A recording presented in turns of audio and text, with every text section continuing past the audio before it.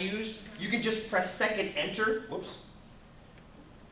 Every time you press second enter, it cycles through. I have to cycle back around until I find it again.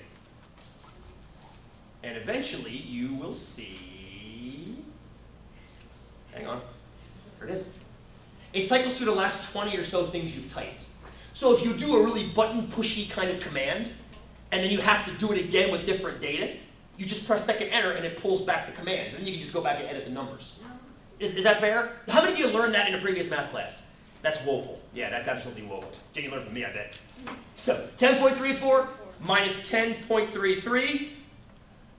Ready? I covered a third of a foot, 0.35 feet.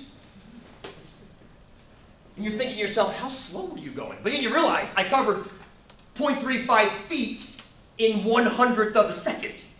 You see what I'm getting at there, friends? So, converting that, and then, let's see what this comes out to be.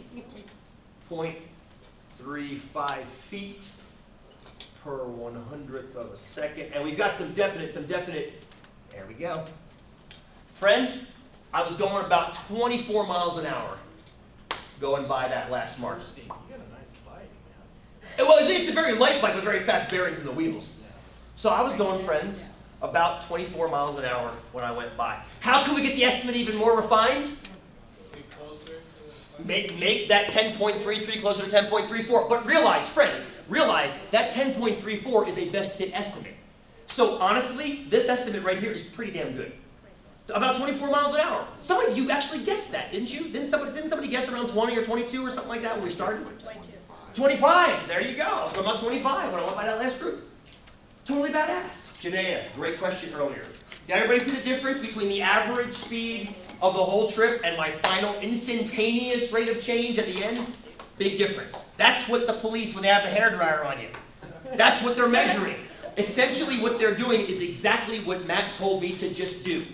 Basically that little radar gun goes boop boop and sends out two signals, and they get two very close times and two very close distances. And from that very close ratio, they can reverse engineer using something similar to what Google's doing to get about 25 miles an hour, or whoever you can, maybe 75 or 80 or 95 miles an hour. Hopefully not. Yes? So, if I get pulled over and let's say he's in a bad mood. Yes? And I'm going a mile or two over. And I go to court and I say, but what's the margin of error on the... That is a common argument, is calibration of the machine. I've noticed. I got pulled over twice when I was younger. Once when I just got my license, and once about 4 years later. The first time I got pulled over, I said, when was the last time that the instrument was calibrated? And it got thrown out. The second time I asked, and before I had a chance to ask, I should say, the policeman said, my machine was calibrated 3 weeks ago, blah, blah, blah, by a certain spec, blah, blah, blah. And I thought, oh, well, there goes that argument.